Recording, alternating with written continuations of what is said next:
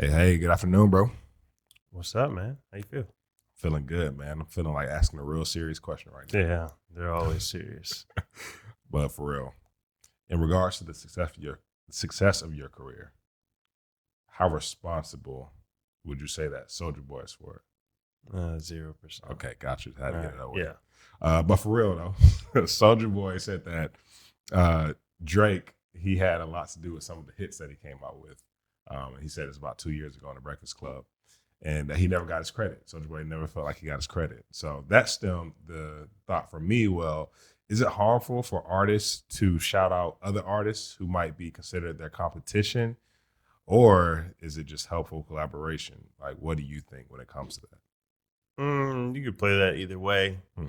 That doesn't just apply to artists. That could be like other businesses and whatever. Exactly. Yeah. Some people do take the approach of like having a feud, like in order to drum up press for it. So Yeah. I remember back in the day, it was, what was it? It was back when people bought albums off of iTunes. It was 50 Cent and Kanye. Yeah.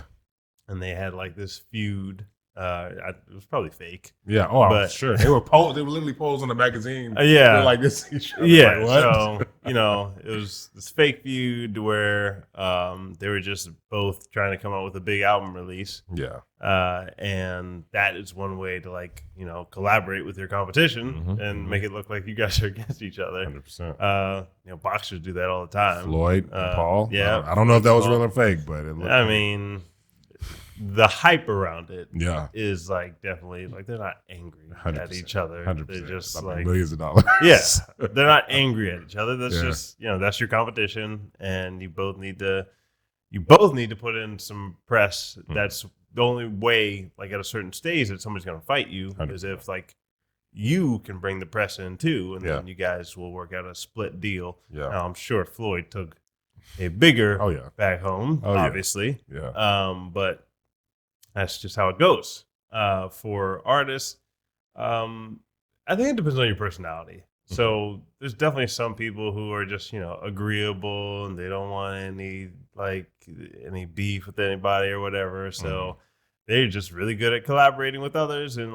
hey, I'm coming out with this project. Why don't you come on my project or you come on my show and all this stuff. And that's one way to do it too. I think it really just depends on your personality. Okay. You can do a mix of both. Like if there's somebody you genuinely don't like, you don't have to collaborate with them. So definitely find people you want to work with. Okay. But yeah, that's what I'd say that about collaboration and competition. You can always, news networks do this too. They just, in any sector, this is kind of what they do. 100%. That's why I broadened it out. 100%. So you guys can even pay attention.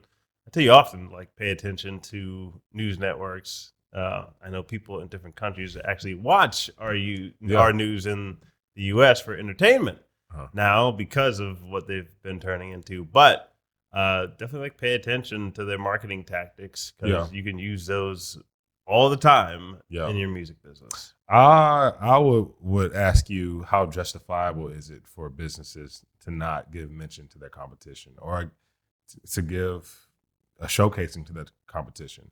A lot of it is based out of fear that obviously their customer base might go to Are you saying if they mention them, then the customer base? Yeah, is it justifiable? Because and let me chime in on this a little bit. I think that to a degree, you might not want to always be promoting your competitor all the time as much as you promote yourself. But I think sometimes it just boils down to people choosing you because of you, and enjoying your whether it's your personality or maybe it's just something about your brand that they resonate with, and which is why I think branding is so important. I think a lot of times people, they'll go for a good product over a great product because of the person or the message that's behind the good product in some cases. I agree. So I just, what are your thoughts on that? Is it wise for people to never give shout out to their competitors, or what do you think about that?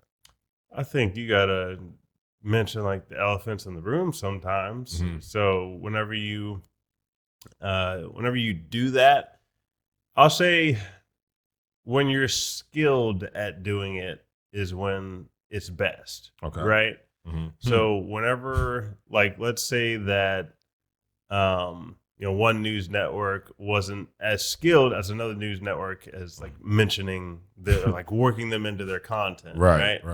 or vilifying them and like all that stuff. So if you don't know how to spin it as well, you don't know how to work it to your advantage as well, I'd say probably, just go more towards the route of, collaborating with different people. And again, you can do both because I mean, we've definitely done both, but you have to know why you're better. Yeah. If you're going to do that. That's good. If you don't know why you're better, like your unique advantage, stay away from it because you're going to get burned and somebody's going to just use it against you. Yeah. I mean, like that happens all the time. Yeah. And some artists will even try to use that. They'll like try to use a beef just to boost their career. Facts. So if you're good at it, like you just mentioned Soulja Boy, like all he did was mention something he probably shouldn't have mentioned. Probably not. It worked for him enough so that he got his name mentioned again, and he didn't have to be one of those people that just, died off and didn't ever have any relevance in society again. Yeah. So, there's two ways you can play it. Yeah. You better know how to market if you're gonna do it the controversial way. Yeah, that's right. That's right. Good stuff, man. Makes sense.